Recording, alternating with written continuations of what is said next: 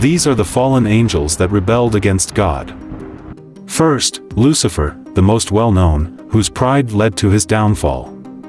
Once a beautiful angel, he sought to usurp God's throne and was cast out of heaven. Next, Beelzebub, often referred to as the Lord of the Flies. He was one of the highest-ranking angels who followed Lucifer in his rebellion. Then there's Azazel, who is said to have taught humanity forbidden knowledge, leading them astray. And don't forget Leviathan, a monstrous sea creature symbolizing chaos, believed to have been one of the fallen. Samael, known as the venom of God, is often associated with death and destruction, contributing to the chaos among the fallen.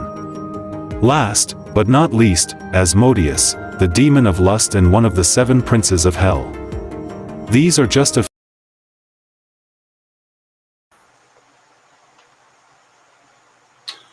All right, my friends. My name is Bishop Holsonback. This is my YouTube channel, my Facebook group, and my Rumble platform. And I want to welcome all to the program.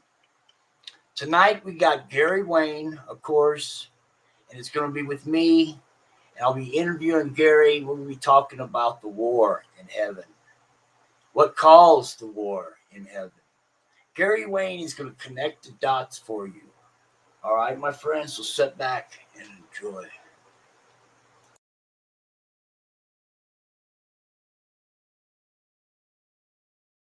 It will take a second, and then I'll just knock this countdown off.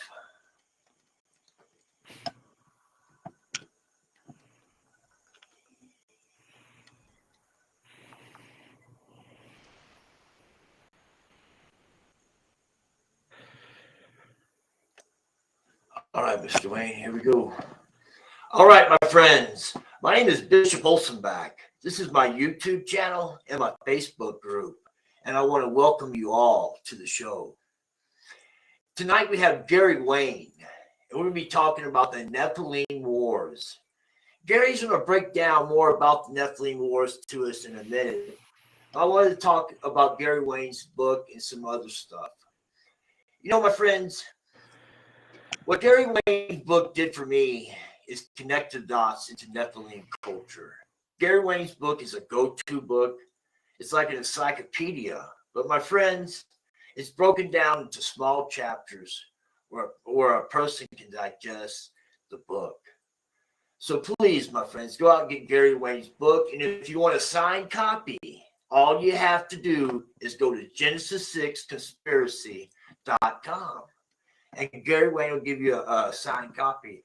Also, Gary's going to talk about the difference between getting this book on Amazon and getting a signed copy. Gary's going to break that down for us as well in a minute.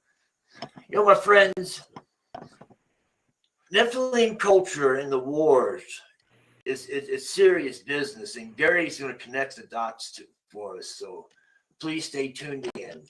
All right, Mr. Wayne. Nephilim wars. Would you like? I'm sorry. Let's start off about your book and how people can get your book and where should they go get your book at. Sure.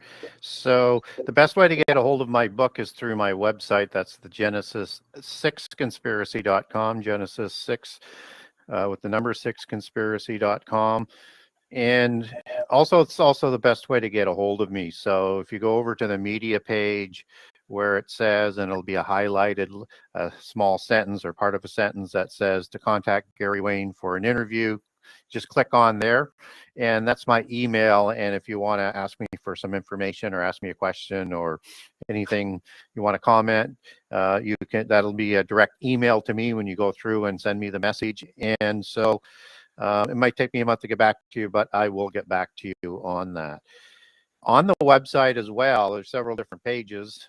And if you wanted to buy a copy of my book and get it signed, you just go to the Buy Now page and select Buy from the Author. And on that page, you'll have options for the U.S. if you live in America, or Canada if you live in Canada, and anywhere else in the world, you go to the Overseas page, and everybody can buy a book depending on where you're located, and I'll send a signed copy out to you. If you wanted to buy the book from Amazon.com or Amazon.ca or BarnesandNoble.com. There are links on the Buy Now page to all of those sites. And you can also link over to the Kindle version and get the digital copy if you want that. And I encourage people also have the digital copy if they can, because it just allows you to search and find things a little more quickly, because there's so much information in the book.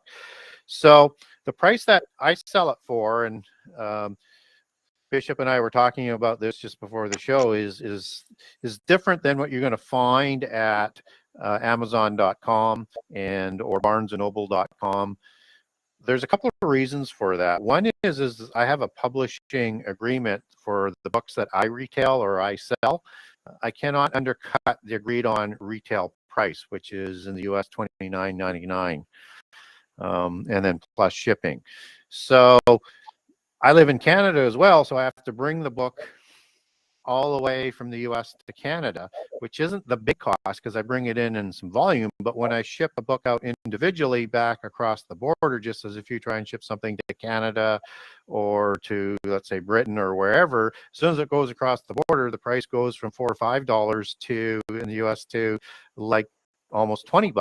At least that's the price I pay shipping it back to the US. And I know when I was in the US and I sold some books and I had to ship them back to Canada, it was about the same price. I thought, boy, it's cheap to mail in the US, but it's not cheap to mail to Canada from the US. But their prices in the US within the country are way less than Canadian prices, let me tell you.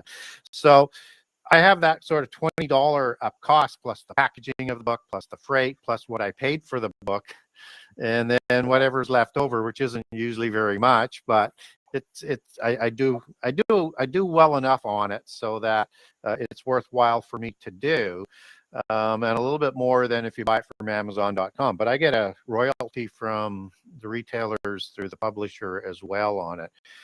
And with Amazon, they have the market skewed so that they have the ability to flex with the pricing like no other company out there. So typically with the publishers and distributors, they get a 50% discount off of the retail price. And then out of that has to be enough room for the royalty for the author, myself, for the publisher, and for the distributor of the book. So they take a big chunk, and nobody else gets that size of discount. Most of the other larger books retailers might get 35%, maybe 40%, depending on, maybe Barnes and Noble might be a touch higher. But so Amazon has a significant discount over everybody else, and that, but you're sort of stuck between what you can sell it for based on the publishing price that's left for hopefully, because you have to have the publishing companies making some money, otherwise they go out of business. And the publishing industry in the last 20 years has absolutely been decimated. So it's important that continues. So that's why there's a difference in cost. All right. Well, yeah, because I just had people ask me that, and Gary, I'm so thankful that you answered their question. All right, Mr. Wayne, I want to ask you a couple questions about Tubal Cain before we get into the Nephilim more. Where does he fit in? Does Tubal Cain fit into the Freemasons at all? Well, he's one of their greater patriarchs. So Enoch, son of Cain, would be the greatest patriarch of ancient Masonry, and who they recognize even to this day, because he's the one who takes the knowledge and separates it into the 7 sacred sciences, which then he created Enochian mysticism, the sun worship, to contain that knowledge, and then developed the mystery schools to develop those disciplines. And through the mystery schools started the secret societies, just as you have beta houses, alpha houses, skull and bones, all sorts of those organizations still attached to the universities today. So other major patriarchs are Jubal and Jubal. They're sons of Lamech, who's also a major patriarch, and Tubal Cain is also one of those sons.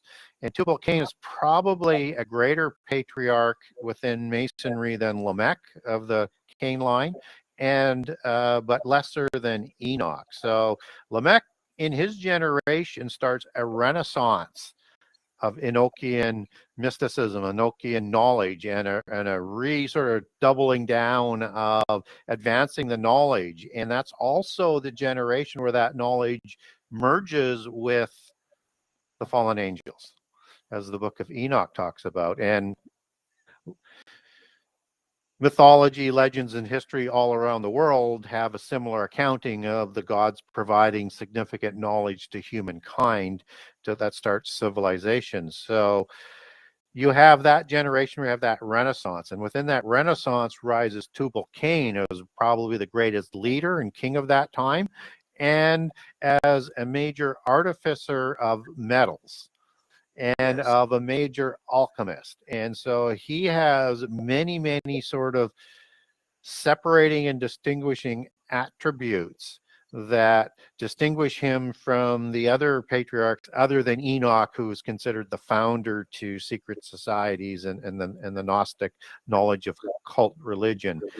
And Tubal-Cain is as a spectacular warrior as well. So he's right up there in terms of being like the Nephilim. And in the Masonic tradition, the Cain line after Enoch, they're basically part of a Nephilim line, that there's an intermarriage. And even if that didn't happen at the time of Enoch, it happened by the time of Noah's birth and Lamech's generation of the Cain line. And then it's thought then that Tubal-Cain probably has a mother that would be a giant. And also within that Gnostic occult religion, he is the one who is sometimes thought to have survived the flood, or one of those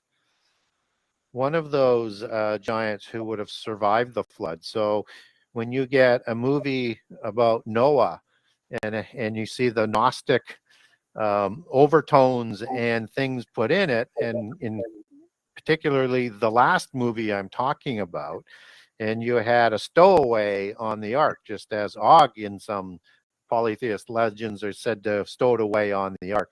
Well, that's Tubal-Cain in that movie. That's projecting their belief in history onto the biblical story, because we don't get a stowaway mentioned anywhere biblically. We don't get a stowaway in the book of Enoch. We don't get a stowaway in some of the other apocrypha. So this is a polytheist addition, or in part of their belief system in terms of how they have giants survive the flood. So if in their belief system then he survives the flood, then he becomes a significant patriarch to giants on the other side of the flood, understanding that he's a giant, right? And other Gnostic legends will also say, well, Tubal-Cain was one of the sons of Noah on the ark. Oh, yeah. And then some other legends will say that all 3 sons were giants. And then some other legends will say all 8 were giants. So from the polytheist side, they get their additions on in so many different ways. So it's not always consistent, but the consistent factor is Tubal-Cain. And Tubal-Cain is one of the greater kings within the Sumerian king list. And I talk about him in the latter part of my book. So he's an important individual to the Masons and the Gnostics. And then a lot of people will connect the Kenizzites and the Kenites back to Cain, because Kenite is derived from the word Cain. I cover off in the new book that I think that that's not the lineage of Cain, but that is part of the recreation of the giants after the flood, and I provide the patriarch for that. I had a comment in the comment box the other day, and anyways, Gary, I had said most likely the book of Enoch came over with Noah. Do you think so? Maybe. Well, we're not really told how Enoch sort of comes about, right? But what we do know is there was many scrolls in the ancient 70 scroll hagiography of Jerusalem in the Old Testament. Many of them were lost, and so a lot of people think that the book of Enoch comes from pieces of some of those older scrolls, like the Toledoth of Noah, and there's a few other ones like that. But what we do get is we get a verse in the book of Jude that is almost a word for word quote that's referencing Enoch, that's in the book of Enoch, that sort of substantiates that there would have been writings of Enoch as a prophet, because he's called a prophet in the book of Jude. So that means a prophet has writings, just as all the prophets. Now, we're not sure where the Enoch tradition comes from after the flood, because we don't get the Torah until the time of Moses, in the time of the Exodus. And at that time, he's provided that Torah. And it seems odd that some of that dictation that he would have received as he received the book of Genesis might have been lost, but perhaps it was. But what we do know about the book of Enoch, even though we don't have a complete Hebrew manuscript, there are pieces of that manuscript indicating that it was a Hebrew manuscript. And we get words that show up in the book of Enoch and phrases that show up in the book of Enoch, and an alignment, except for some peculiar passages which may have happened with some corruption over the millennia as it was translated from Hebrew into Greek, into Aramaic, and into Ge'ez, and all the different versions, that there may have been a few corruptions in there. But you get, that term like the sons of God being angels. You get the watchers, just as we get Daniel 4 has the watchers written down. You get angels like the cherubim and the seraphim and the archangels, just as they're mentioned in the Bible. And one interesting group called the Ophanim, which are the wheel angels that are talked about in Ezekiel 1, 3, and 10, which aren't listed biblically or taught as one of those cherubim-like angels. And we know they're cherubim-like because they're distinct, because they actually have one face of a cherub, as the book of Ezekiel calls them. And the wheels that these wheel angels are in translates back to the Hebrew word Gilgal, as in Rephaim Gilgal, or Gilgal Rephaim, the wheel of the giants. But the word used for the beings or the angels within the wheels is Ophan. And you put the I am male plural on that, and that's the Ophanim that is talked about as the watchers around the throne, and being like the throne angels in the book of Enoch. So we get that connection through so many of those types of things to say, hey, there was an original original Hebrew manuscript. Whether or not it's 100% accurate, we can't really verify it, and that's why it's Apocrypha. And there are some corruptions in there, and I have a document. If people want it, I'll take you through some of the corruptions. They're not major, but I think they've been altered by the Gnostics just to get their fingerprints on it. Amen.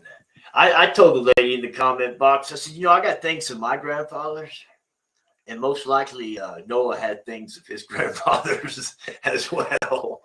Well, yeah, there's no reason why Noah could not have taken some of those old documents with him, and there's no reason why that couldn't have been kept to a certain degree. I mean, they wouldn't have wanted to give too much knowledge about the antediluvian epoch, because they didn't want it to restart. That wasn't the point. The point was a restart. But we don't get biblically that statement where you get that chain that Noah took some original things with him or wrote things down later, because who knows, the book of Enoch may have been penned by Noah after the flood, because he lived 350 years after the flood, but we don't get that specifically stated. So we want to make sure we don't get out too far over our skis in terms of what we can actually state. Yeah, like I think it's Jasher or Jubilees states something about garments that came over, or I could be wrong though. Well, no, it is in the book of Jubilee, in the book of Yasher. Again, that one is a very questionable one, and I have a great document as to why you want to really be careful. And I don't quote them in my first book or the second book. I just go right to the Jewish legends where a lot of that writing comes out of. But in that thought, and it's not that it's not wrong. We don't know this way or that way. What we do know is that biblically, when Eve and Adam were ostracized from Eden. They were naked, but upon the ostracization, God provided them clothes.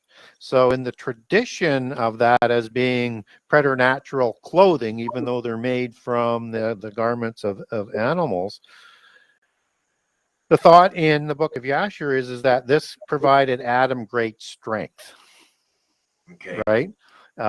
And sort of like the idea that Cain had a mark to protect him from some people. So, and that these garments that provided great strength for Adam were passed on down through his lineage, and then to Noah, and then on to the ark, and then passed down in that line of thought that the book of Yashar talks about on to Nimrod, as the reason for how Nimrod becomes so strong. So, but again, we don't have anything biblically to make those connections. We have Adam, we have the clothes, we have Noah, we have the ark, and we have Nimrod, who somehow becomes a Gibberim, a mighty one, but we don't get that smoking gun set of verses that'll connect those dots. Well, we're going to connect the dots tonight into the Nephilim Wars, and I know Gary Wayne can do it because Gary does it out of our Holy Bible. And so tonight, my friends, we're going to be talking about Nephilim Wars, but Gary's going to give we're going to do several series about the Nephilim Wars, because there's just no way Gary can just come out and just give you everything tonight in an hour show. So Gary's going to do his best to break things down to you about the Nephilim Wars, and that way y'all get a good understanding, my friends. And Gary, I don't know if he has a great chapter on this in his book, so you can cheat a little and read Gary's book on all you see. All right, Mr. Wayne, please break down the Nephilim Wars for us. I will. Yeah. And believe me, there's way too much information to cover in a show. So I'm going to give kind of a summary today, and then maybe in shows down the road, we can maybe take a campaign or two. Yes. But I want to begin first with the idea of the wars before the flood. And again, biblically, we don't get that. We just get told there's violence, and the violence happens after the creation of the giants. But in polytheist history, the giants warred with each other, with humankind, with the gods. It was perpetual war. So that's sort of the MO, and that's the violence that totally overcomes the antediluvian world. And an interesting book, again, not biblical, but it gives you at least the flavor of that kind of things that were going on. I would suggest the Lost Book of King Og. Interesting read, not scriptural, but it gives you the level of the violence and how many kinds and different types of giants that there might have been. And that's based on a translation out of the Vatican from the Manichaean Book of Giants, which is a sort of a conversion or an amalgamation of the Persian version with the Aramaic Book of Giants, right? So it's and so that's why it's a little bit different. But so the Book of King Og is part of that Manichaean Book of Giants. So anyways, so after the flood, you get that same sort of tradition that these giants that show up after the flood, and I think it's a second incursion for the most part, although I'm open to survival as well, they have the same MO. They're going to be a warring nation as well. And not very long after the dispersion of Babel, at about 100 years after the flood, we get told of the wars of the giants, the giant wars in Genesis 14. And so you have a group of giant kings coming out of Mesopotamia, which is a distinct group that is in the Middle East area, or not the Middle East, but the Covenant land area. And believe me, I cover this off in many chapters and details in the new book. I give you a bit of a summary in the first book, but I spend a fair bit of time on this. And it's a war against, it's kind of like the Nephilim world order after the flood, but there's rivals. And so this is going to be the major war that happens in the time of Abraham, just after Abraham goes to the land of the covenant from And so that's the first war. And you get giants in the covenant land like the Emim and the Horim and the Amalekim and the Rephaim that are mentioned in that war. And this is the war that is just before Abraham receiving the blessing in Genesis 15. And he's given the list of the nations that are in the covenant land. That includes the Rephaim as the giants, and that goes back to Hebrew Rapha for giant. So some translations might say giant, but typically in the King James, you get Rephaim that shows up in Genesis 14 and Genesis 15. The other 23 times where Rapha shows up in Hebrew, it's translated as giant in the King James Version book. So this is the first war, and it happens in the time of Abraham. But in the time of the Exodus, we see a specific war where you have Israel that is going to be going up with these descendants of those giants that were warring in the War of Giants in Genesis 14. And it's essential context for understanding what happens in the conquest, that they're just not going against defensive lands, because the Rephaim, Emim, the Horim, the Zamzuzim, the Zuzim, the Avim, the Amalekim, and on and on and on. These are all Aboriginal people before the people of Canaan go to the covenant land after Babel. So they're created shortly after the flood, likely from Canaanites, which I cover off in the second book as to who those nameless 9 patriarchs are for 9 of the tribes of Canaan. You've got 12, 3 are named Heth, Sidon as the sons of Canaan. The other 9, like the Amorites, are not listed. So the Amorites are like a blonde hair, blue-eyed mini giant. They're bigger than humans, but they're smaller than the Rephaim, and they're thought procreated by the Anakim through intermarrying with the Canaanites. They had blonde hair. Yeah, the Anakim had blonde hair and blue eyes as well. Yes. Yeah. How do you know? How do we know? There's writings and relief inscriptions that show that. So, and again, I'll cite those in the book. I cite some of those details in the first book. So when Israel leaves leaves Egypt, they're going to be attacked by the Amalekites. They're not necessarily the Amalekim. The Amalekites in this case are the offspring of Timnah, a daughter of Seir, who is a Horim giant, and she marries Eliphaz, who's the son of Esau, brother of Jacob. So you have this hybrid race of Amalekites that they're going to be warring against. I think the Amalekites are going to be bolstered by Amalekim from the Petra area, where the Amalekites had their capital and the Amalekim had their capital. But there's still a large amount of hybrids as well. But this is the group that is going to attack Israel at Rephidim, and I call it the Battle of Rephidim in the book. And it's a location in the desert just after they've come out of Egypt, and they are a ragtag nation of slaves, not been trained in war, not been trained in discipline, not fully monotheist, just happily to be led by Moses away from slavery. And they're going to go up against this very powerful nation, one of the greatest nations of war at that time, of hybrid giants and giants. And Israel doesn't have a chance. And so in this battle, God steps in, and with Moses and the arms being held up, and it's a part of the first test of faith. And that's why the Amalekites are held in such low esteem for the cowardly attack, but they were wanting to get the birthright. So that's the first battle. And the second battle happens 40 years later, after the 40 years of forging their faith in the desert. And where they go is they go back to the way of the spies, the way of the scouts. So 40 years previous, Moses sent the scouts into the covenant land, and they brought back the report about the Anakim giants and the people that are larger than the Israelites, the Amalekites, the Canaanites, and the Jebusites, and the other nations that were listed there. But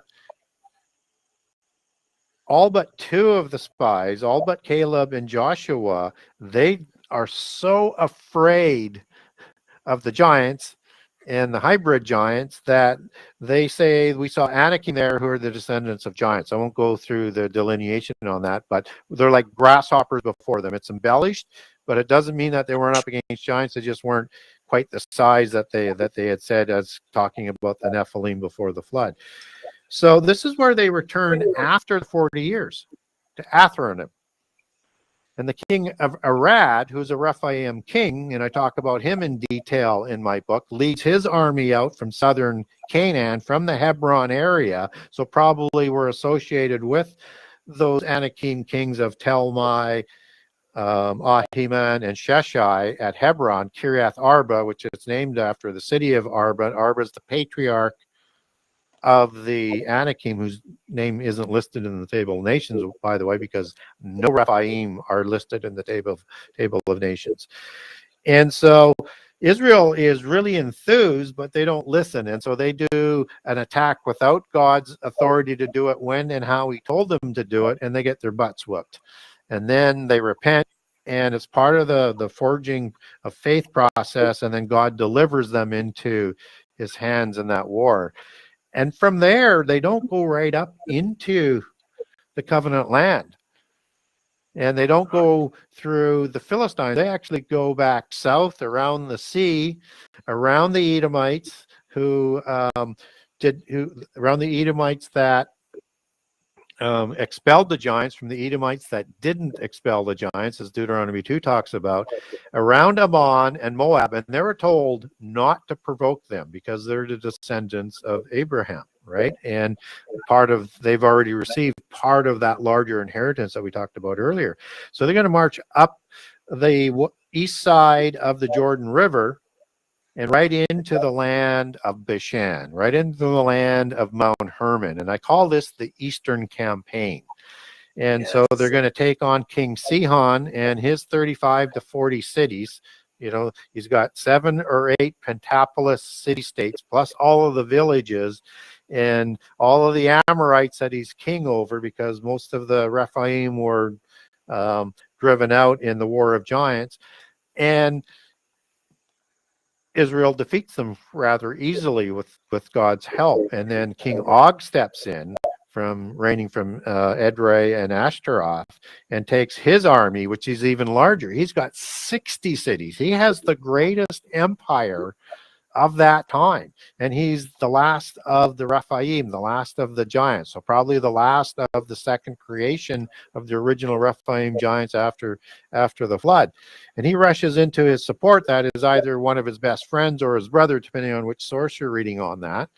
And he gets whipped as well. And again, all the details, I'll go through the whole process in the battles, just give you sort of the highlights. And then they also take on the Pentapolis of the Midianites, who are also descended from Abraham as well, through Keturah, the consort of Abraham. And they would like to see Israel wiped from the face of the earth as well for inheritance rights. And so those 5 kings are beaten by Moses, and then Moses, he dies before they can cross over the Jordan. So that's the Eastern Campaign. So you have these major battles going on even before they get into the covenant land. So when they cross into the covenant land, and they take down Jericho for the start, for a sign of what's going to happen, and as a warning to all the peoples, hybrid, giant alike, that are living throughout the land, that this is going to be your destiny if you choose to stay. But you can leave, or you can fight. And so this begins what I call the Central Campaign. So they're going to march through the complete central area that's in and around the area where Jericho is. They're going to take, they're going to partner with Gibeon, but cities of Ai, cities like that. And they're also going to dip in and do raids into the south, into Hebron again. And they're going to attack Sheshai, Talmai, and Ahiman and drive them out temporarily. And then after that campaign, and it's an incredible amount of cities and armies that they'll have defeated. They're going to march up after they march back to Gilgal, their base camp.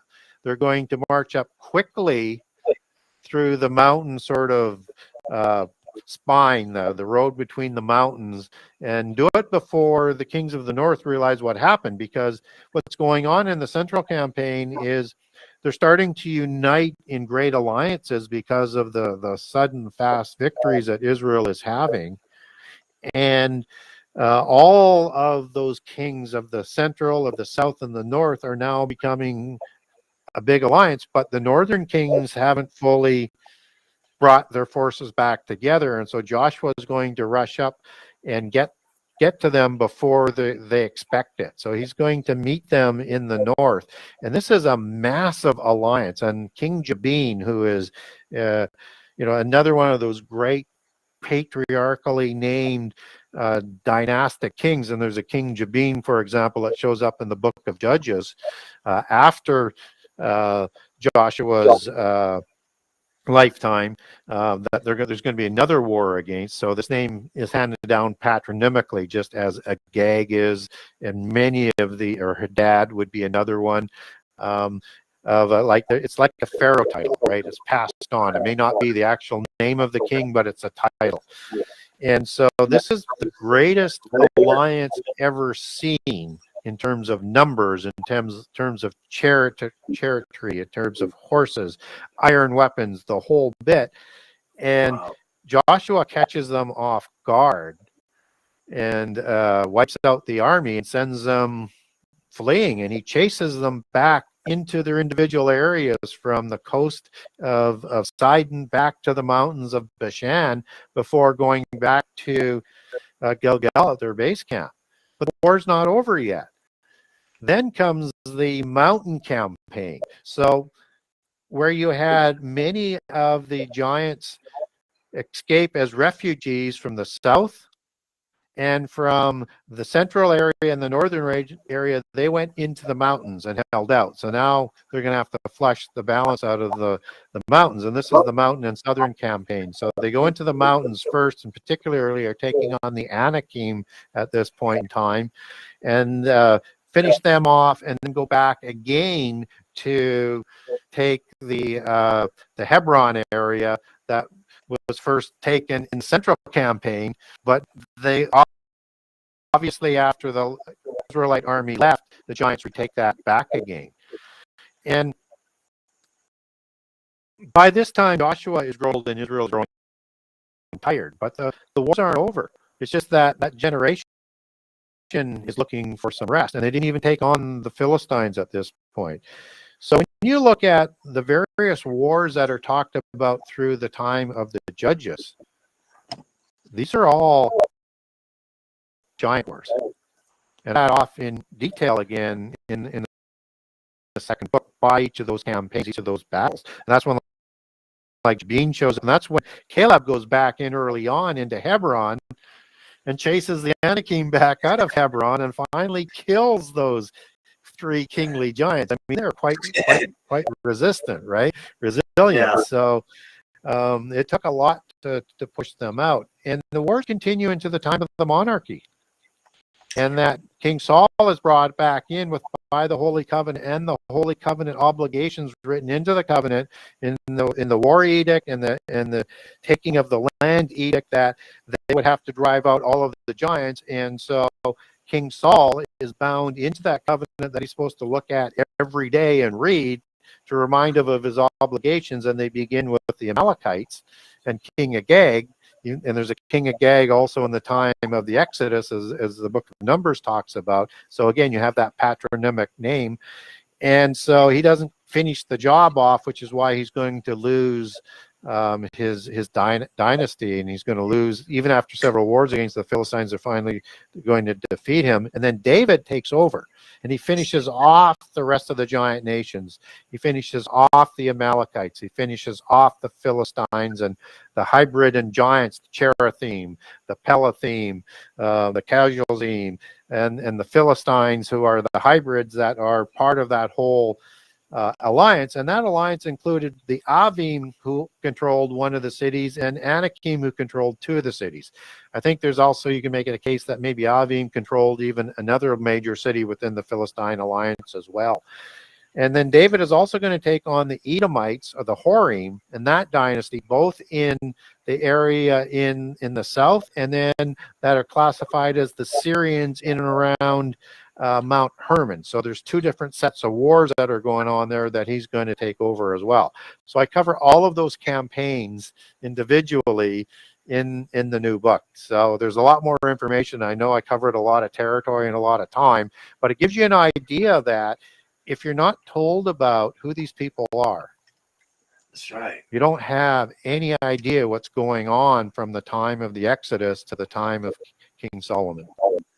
I mean, and Gary, you connect the dots so well that I cannot wait to get my hands on your new book.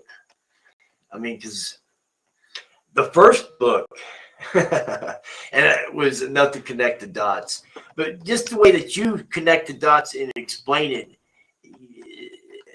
it's not all that Thou and Thee stuff. I don't know. It's just you do a very well job. We just got a comment from Robin Rodriguez, and Mr. Wayne, I want to tell you right now that Sister Robin, she thrives on your book. she's in every show that I do, and she's always quoting your book is what I'm saying, because I know your book, and she's always quoting from it. And she put, glad to be here and have Gary cap off my day, Bishop. Oh, well, you're welcome, Sister Rodriguez.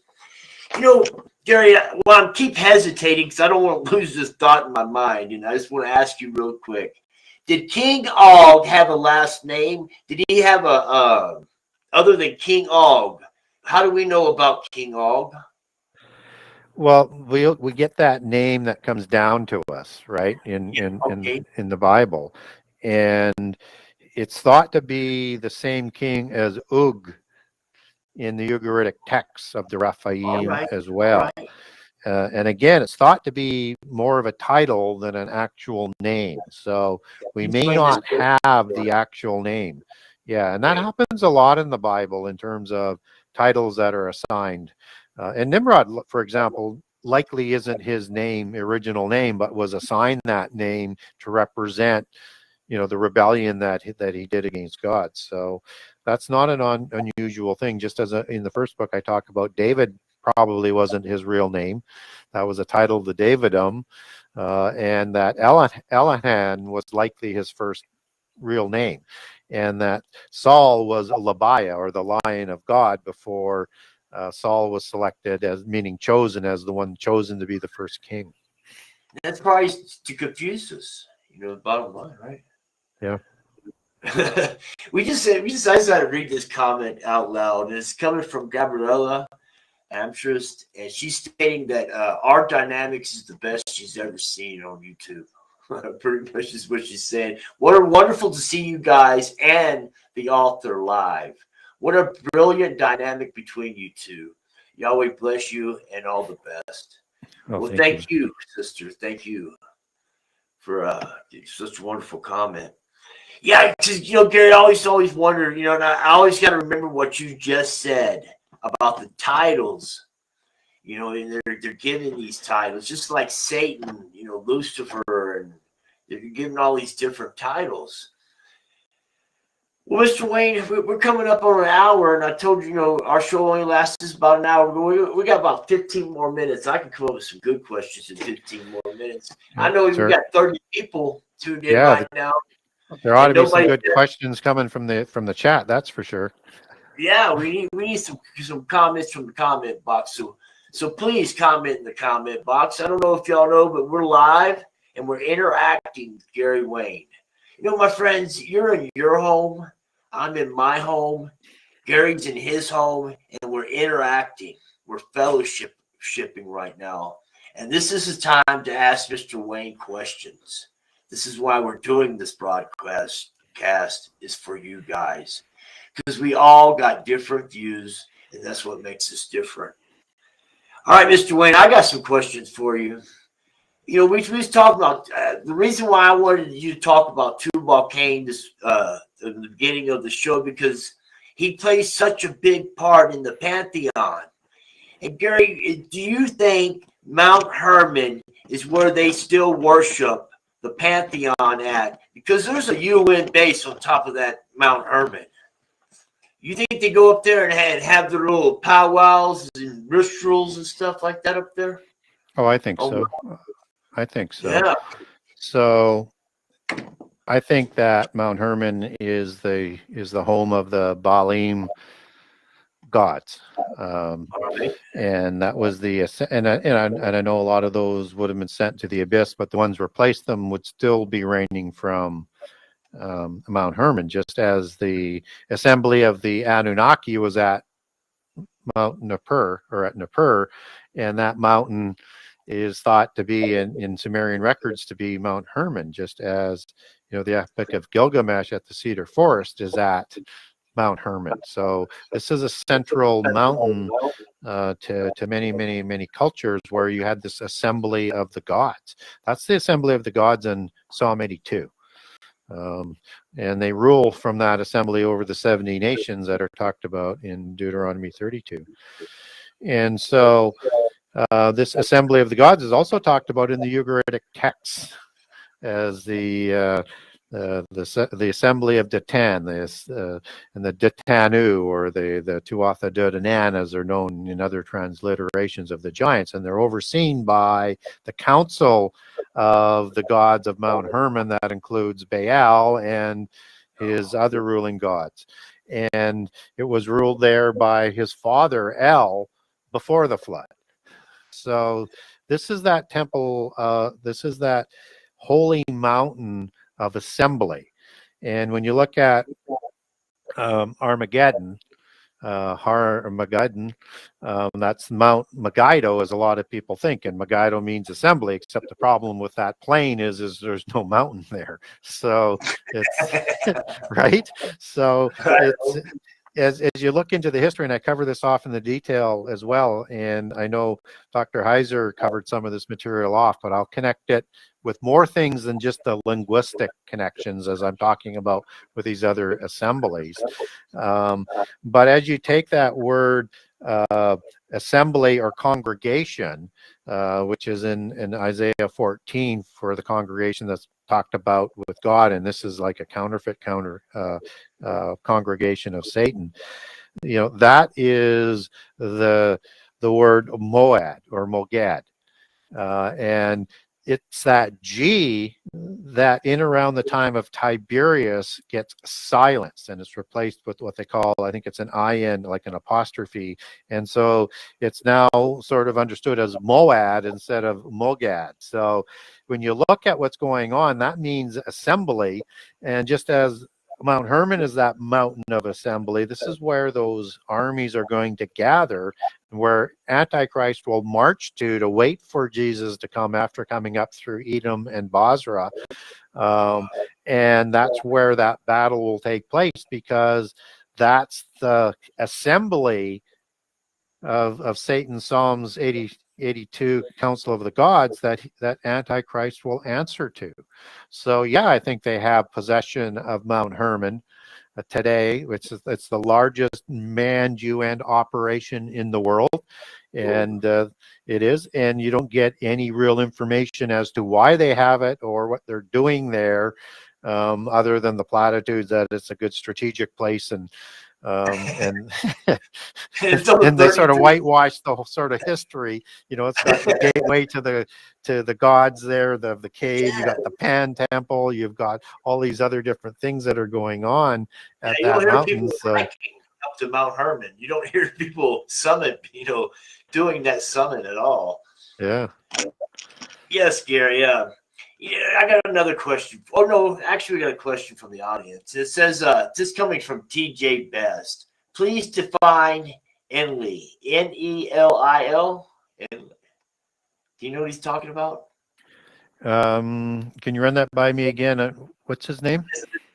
His name is TJ Best, and it says, please define Enlil. Oh, Enlil.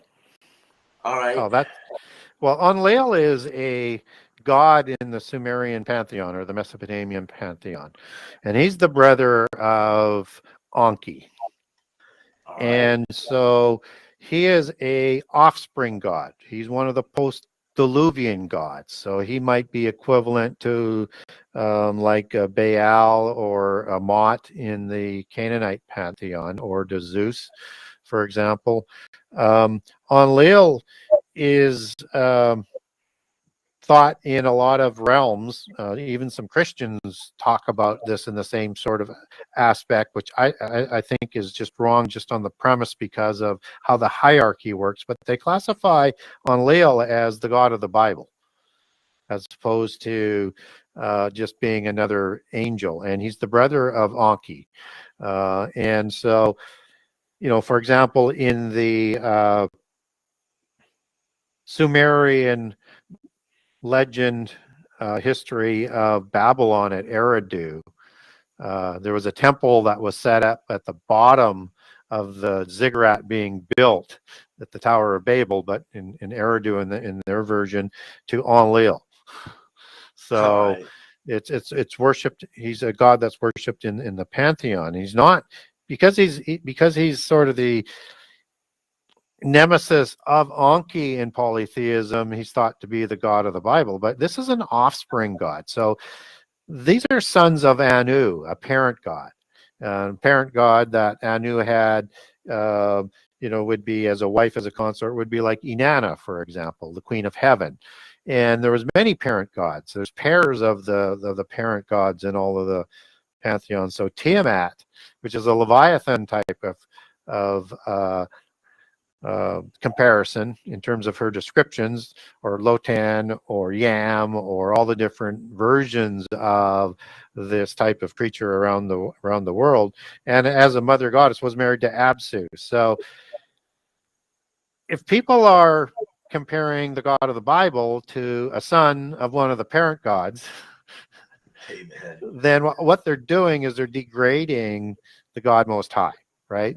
And so we ought to be careful with that, and we can't confuse antediluvian gods, which were the parent gods, which were sent to the abyss first, with offspring gods that take over after those parent gods are sent to the abyss, and they set up in their Saba, the host of heaven, in the assembly. They self-promote themselves to replace all the parent gods that disappeared. So if you look at, in the Canaanite pantheon, we talked about El as being the parent god with Ashtaroth. Right. And then Baal is his son. And it's Baal who takes over after the flood. And Mot is his brother. Mot is the god of the underworld, as opposed to the description. Baal is kind of associated with the underworld too, but they have specific functions. And so you have to look at it in that sort of understanding. So in the Greek mythology, you have Kronos and Gaia as being the mother god and the parent god with Kronos, and their offspring, or Kronos' son, is Zeus, who takes over after the flood and creates giants like Hercules and Theseus and Perseus after the flood. So you have, if you want to understand prehistory, you have to understand what happens before the flood, what happens after the flood, and who the gods were on both sides of the flood. That's right. You know, Enoch was Nimrod's cousin. Is that correct? You're saying Enoch was Nimrod's cousin? Is that correct? No or no? No. No. No. Okay. Would Tubal Cain, would he be related to Nimrod or Enoch in any way?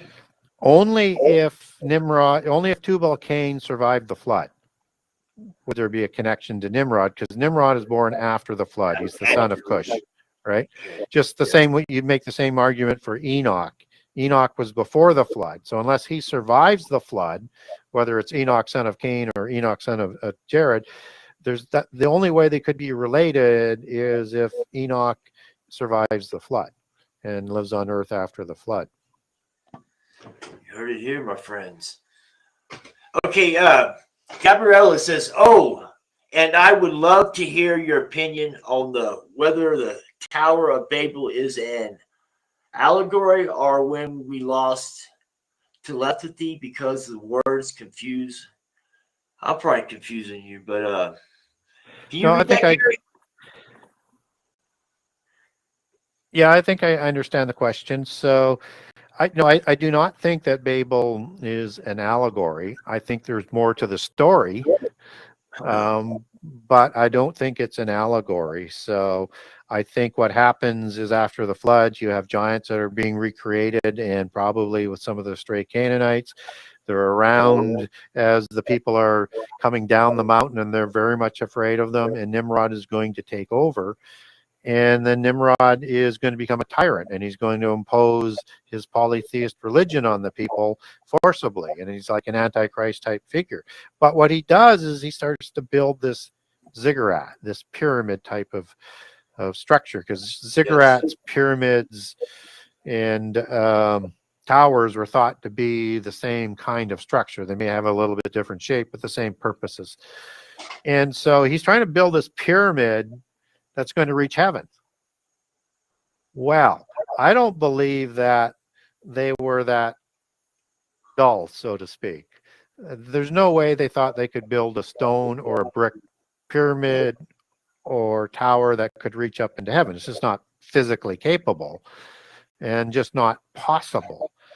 But it was used allegorically, certainly that way, for sure, and that he threatened in outside biblical legends to go into heaven and kill God if God got out of line again and would bring on another flood. That's the type of antichrist, brutish type of spirit that he had once he became corrupted, that he would speak. And so, but there's no way you could do that.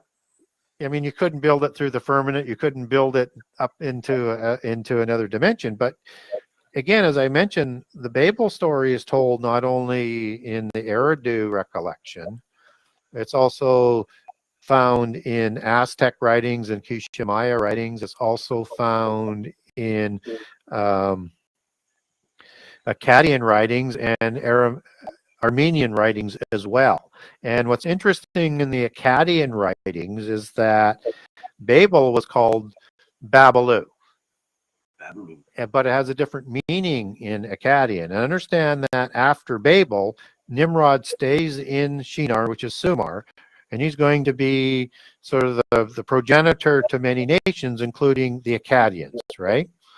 And in Akkadian, the name Ilu, I-L-U, which is kind of like part of the name of Enlil that we talked about, the I-L, except it's got a U on it, is a transliteration of E-L for a god or an angel, or A-L as it's used in Baal for god or an angel, a fallen angel in that case, and I-L in Enlil. So A-L, E-L, I-L, I-L-U are different forms of the same root word, just transliterated in different languages. So that means a god or an angel in Babalu. Amen. And in Akkadian, Bab means gateway or portal. And so this is either a gateway of the gods, like a Stargate is in the Stargate series, only this would go into a different dimension. And I'll come back to that in a second, or a portal into another dimension, because the only way you can go into heaven is enter in another dimension. And so Nimrod seems to have been either trying to create a technology with the knowledge he inherits, which is a sort of a long explanation, but he inherits the antediluvian knowledge according to the Gnostics and the Freemasons, and that he is creating a technology with this architecture as well, with the ziggurat. And so he's probably doing both. He's probably trying to get into Sheol or Hades, which is in another dimension in the earth, so occupying the same space, and trying to free the parent gods who were sent to the abyss before the flood for their crimes, and probably those offspring gods like Baal Yes. and Anki, and Enlil, and Zeus that went to the abyss after the flood for creating, to bring back his pantheon of gods, right? And Yes. he, as I mentioned, is an archetypical Antichrist figure. And so he is going to do what Satan tried to do. He is going to do what Satan tried to do by entering into heaven and overthrowing God and set up his throne in heaven. And so in Isaiah 14, where you have Lucifer, that's Halel ben Shakar, you also have a derivative allegory off of that meaning, which is Hellel, which is H-E-L-E-L versus the H-E-Y-L-E-L for Lucifer. And it's an allegory. It doesn't show up anywhere in the Bible as a word, but it's an allegory for the king of Babylon, the king of Babel, which is Nimrod, because he rebuilds or builds Babel after the flood. And so he's the king of Babylon. He's the first post-Diluvian king of Babylon. And he is trying to raise his throne into heaven like Satan did. And we know it's a similar Antichrist archetypical type thing because in Daniel 8, verses 8 through 10, Antichrist in the end time is going to enter into heaven, probably with similar kind of technology, and throw some of the starry host down to the earth. This is the war in heaven that is talked about in Revelation 12. So that's why I think the story is larger, and I think it's not just allegory. There's some allegory in it, but the story is there for us to understand, because in the time of Babylon, which brings about the Antichrist, this is an end time prophecy with the time of Babylon and Antichrist. And Babel is one of those stories that we need to understand for prehistory to understand prophecy. That's right, Gary. That's right. And you just connected the dots for us. We just had a comment from Spectre C, and she's pretty much saying, Gary, you are a gift. And that is the fact. And I wonder how he has the energy to do all the shows that he does. And may Yahweh bless them. And Gary does do a lot of shows. Not only that, Gary gets back to you. And like you said earlier, it might take him, a few weeks or what yet, but I know for a fact Gary Wayne gets back to his audience and to his fans, and he does his best to answer the questions. And I want to thank Gary Wayne for coming on this show and answering so many questions for me tonight. We didn't have a lot of questions in the comment box. We had Gabriel just asked a question. Hi, everybody. It's me, Heidi. Heidi, that's her son's name is Gabriel. She's in our Seeking Yahweh's group, Mr. Wayne. And I know Heidi very well. And I know Heidi has a question for Mr. Wayne. So go ahead and ask your question, Heidi, because I know you have a question, and I want to say hi to your son, Gabe, and y'all come up with a question to ask Mr. Wayne. All right, Mr. Wayne, if anybody wants a signed copy of Genesis 6 Conspiracy, you just need to go to Genesis6conspiracy.com, and you get a signed copy of Gary's book. Also, you can get it on Amazon. And Gary told you the difference between the prices at the beginning of the show. All right, Mr. Wayne, it's been right at an hour. This is I'm trying to keep you at an hour. Is there anything that you'd like to throw out here?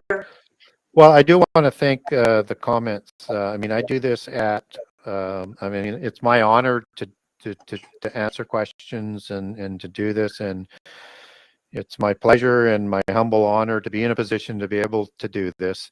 And it does keep me busy, no doubt about that. But I just think that it's important to get information out there, because everybody's trying to struggle what's going on in the world, and people tend to struggle as well. And I understand it completely, because I was there as well. And the Bible is a very large book, and it's the most supernatural book ever written, and it has so much information in it. And I don't think our churches do a good enough job of teaching prehistory and prophecy today, and that once you start to understand the full context about the good things that our churches teach in the church, but the larger context about some of the things that they don't teach properly, then everything starts to make sense, and the Old Testament comes to life, and prophecy then starts to become understandable. Yes, Gary. I knew Gabe and Heidi had a question, and their question is, Gary, can you explain King Solomon, the fall, and the influence of the fallen angels and the demons? That's kind of all around there, but well, I mean, King Solomon, I mean, he was blessed by God with wisdom. David's and son. so he comes to power after the great warrior king, and he's the one who's permitted to build the temple. You know, as much as David was loyal after God's love and spirit, he wasn't permitted to build the temple, even though he's the one who took Jerusalem from the Jebusites. That's how long the wars went on. I mean, that was I won't go into the details of that's getting back into the giant wars, but Solomon starts off with a united kingdom and all the blessings that God can provide him and the peace that David won for him, and the nation becomes extraordinarily wealthy, and Solomon is renowned, and he makes treaties with all of his neighbors, which is fine. He's permitted to do that, but he makes a few mistakes, and he takes wives as part of those treaties. And so he has many, many, many wives and consorts. And the Bible tells us it's the wives who create that portal through because they're all polytheists. The ones coming from other nations, not the ones that he would have married from within Israel, but the wives from Moab or the wives from Egypt or where, I mean, because he had so many wives, he probably had wives from each of the major nations around the world because they wanted to have favor with Solomon. But when you're in that type of position and you double that down with the risk factor of now bringing in polytheism from many, many wives that had great influence over Solomon, you create this opportunity for those demons and fallen angels to bring him down, and he falls. I mean, the Bible holds him, you know, in account for his sins. We hope, and we take from his recollection in the Bible that he would have, you know, redeemed himself by the time he dies, but there's a period in there where he is definitely on the backslide, and he's creating altars to the various gods of the Baalim, known by different names, you know, in and around Israel. So and then there's outside accounts where he actually commanded the demons to build the temple. I don't know whether he did that or not. We don't get that biblically. But with his knowledge and with his blessing, he may have been able to command things in a way that initially that other people can't do. And look at how the Holy Spirit was able to provide that type of power for the disciples. Was he turned into a goat? King Solomon? Yeah. No, not that I'm aware of. Solomon. No. So he should have been. But he still held in very, very high regard. So, yes, he was flawed, but all humans are flawed, and power corrupts absolutely. And even though he was like the priest side of Jesus to the warrior side that David was, neither are at the level of the Word of God. And they're humans. And so we all fall. And, you know, but what Solomon did do, you know, we're very thankful for, because it was very, very important what he did with the empire of building the temple and giving that time of peace. And unfortunately, in the next generation, because of some of the things that he did wrong, it starts the divide that splits the northern kingdom from the southern kingdom, that starts the whole curses of the covenant sort of into play in the various diasporas. Gary's got one more question. It says, Gary, did the giants come back in those days of Solomon? Yeah, they were still there. They weren't all wiped out. At least, and if they're not wiped out, if they are wiped out, there are still some very large hybrids that Solomon is fighting against early on and throughout. And there's a couple of kings that are raised up to be punishment for Solomon because of the sins that he makes. And again, I cover this off in the new book. And that's the Hadad dynasties that David was doing war with, both out of Edom and out of Syria. And they are part of the Horim bloodline. And Hadad is one of those patronymic king titles. That's why you have so many Hadads that are talked about, and a Ben Hadad, which just means son of Hadad. So yes, he was, but not to the same sort of degree. And I think mostly hybrids at that point in time. All right, my friends. Gary Wayne has just written a new book. It follows. Would you say this follows up where your book left off, Gary? Well, how would you come out and describe your new book? It's an interesting book because it can be read without reading the first book. All right. And it's not redundant to what's in the first book. Only parts that are those redundant parts are just connecting in things that need to be to make the new book sort of flow. So what it does is it talks about things in a deeper way and things that aren't in the first book. So the book is called The Genesis 6 Conspiracy Part 2, and it's subtitled How Understanding Prehistory and Giants Helps Define End Time Prophecy. So what I do is I talk about what happened after the flood, most because as opposed to the first book, I'm talking about a lot of things, before the flood. I'm talking only after the flood and the Rephaim giants and the second creation, and or if some giants survived. I talk about that world order. I talk about all the different tribes and taking them back to the gods that would have created them and maybe a patriarch of those names. I talk about the patriarchless nations. I talk about the angelic hierarchy, and the Baalim and the assembling at Mount Hermon that we talked about. And as I'm going through in the first part of the book, I'm linking that to defining things for end time prophecy.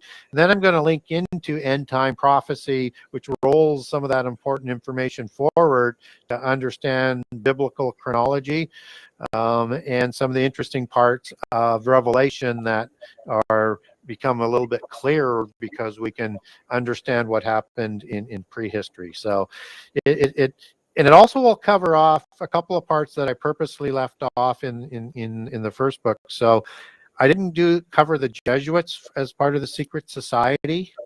All right. Because I just felt it was too much to try and work that in, and there's too much disagreement. But I decided I ought to put them in because they fit with a lot of things that we have to know for end time prophecy. And I also put in where they fit into the hierarchy, and I give the hierarchy and how to understand that hierarchy through the thelemic tree trunk and the branch organizations. And I place those organizations, the main ones of the trunk, in order, and I give you where that word thelemic comes from biblically and why the occult names it the thelemic tree and where they get their power from for that. And Gary, if they was go to Genesis6conspiracy.com, would they able to? Is there a link to get your new book at that site? Not yet. Or can they go to a different site? Once I get a few things a little bit more clear with the publishers here, I'll go to work on the website. I will be selling the book for signed copies, and again, same links as for the other book off the same website. I'll get excerpts of every chapter on that website as well, like I do for the first book. And yeah, so it's going to be marketed from the same website so that it's simpler to do. And I will also be working on putting in a way to pre-order as well. So once we understand what the retail price is, then and I'll need to put in their mechanism to pre-order. I don't know what that looks like, but I know I'm getting a lot of requests for pre-orders, and so that's, I think, the best way to handle it is it will be through the website. All right. I want to thank Spectrum C. I want to thank you for your comments. Spectrum, she's saying, Gary, that she's looking forward to your new book, and she just want to know where she could get it at. And she's saying that our show is just very interesting and it hit home for us. And that's what we're here to do. And I thank you, Spectrum C. I want to thank Gabriella. I want to thank Robin Rodriguez, TJ Best, Gabriella, and all those who commented in the comment box. It takes a lot for me to come on there, and I know it takes a lot for you to comment in the comment box. And I just want to thank you for commenting. Gary, we got 37 people tuned in, and but we've run past the hour mark. And so, my friends, if you like what you heard today, go out and get Gary's book. Like, subscribe to this channel. That way, when Gary comes live, you'll know. Hit the bell. That way, you know when we go live. You get a live notification. All of our videos on this channel have Gary Wayne videos. They're all titled, and you can seek out and find out what you're looking for, wherever your research. So please go out and check out all the videos that we have on the channel. And Mr. Wayne, I want to thank you from the bottom of my heart for coming in tonight. And Mr. Wayne, can I please ask you to close us in prayer? Sure. Thank you, Mr. Wayne. Father in heaven, we thank you for providing the opportunity to get together and to commune and to exchange information and just celebrate the reassurance and the fact that you are there for us, and this is all part of your plan. And that I ask that you bless all those who are listening to this broadcast, and to help them with the understanding, and help them to be able to carry the message to others, to continue to spread the word, to get that information out, to understand what's in the Bible, what the opportunities are to come to know you, and how to prepare ourselves for the end times. So we pray these things in the name of our Redeemer, the Word Jesus, who sits at your right-hand side and testifies to you for us and for all of the saints. We also pray in the name of the Holy Spirit, in your great and holy name. Amen. Amen. Amen. All right. My name is Bishop Holsonback. This is my YouTube channel and my Facebook group, and I want to thank you from the bottom of my heart for tuning in tonight. May Yahweh bless you. What a wonderful.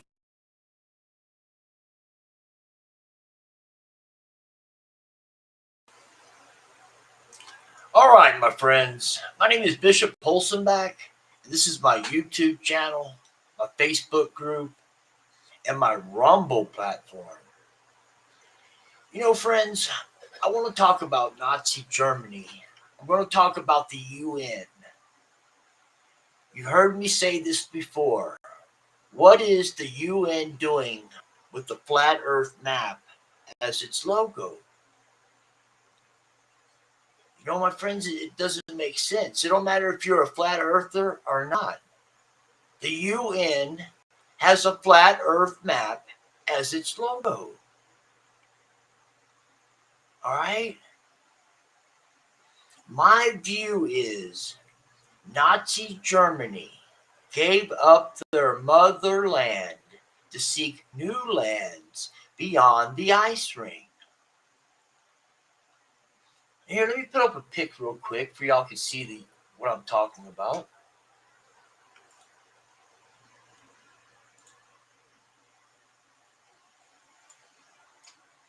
All right, right above me, right there, I see UN. And this is a flat Earth map. All right, see in the left-hand side up there, on the top of the screen. All right. In 1942, at the ending of the war, the entire world allowed Nazi Germany to change the hertz. This is how they got in touch with the fallen angels. It's all about vibration, hertz, frequency. Nikola Tesla said if you want to understand the keys to heaven, you must understand vibration, frequency, and hertz. This is coming from Nikola Tesla. All right, my friends, something to pay attention to. All right. Well, Gary will be on our show this month, And I'm not too sure what we're gonna title it. I think we're gonna be talking about the Antichrist. All right. It plays a big part in our today's time. You know, my friends, we're about to have a war. All right. What needs to be done is a lot of praying. Lots of praying for this country. All right. All right. Let's talk more about Nazi Germany, Enochian magic. What is Enochian magic? Enochian magic is a root of all evil. All right. There were 200 fallen angels that fell to Mount Hermon. All right. Azazel, Zamizal were their leaders. They created a deed. The deed was to have sex with humans, female humans. So they chose wives and bore the Nephilim. All right. See, Cain taught the bad Enoch, Enochian mysticism. Enochian mysticism, therefore, after the bad Enoch taught Tubal Cain, Nimrod, all these characters, my friends. All right, my friends. Gary will be here on the show this month, so y'all please mark your calendar. The third Thursday of every single month, Gary Wayne is on this program. All right, my friends, much love, and I'll see you next time.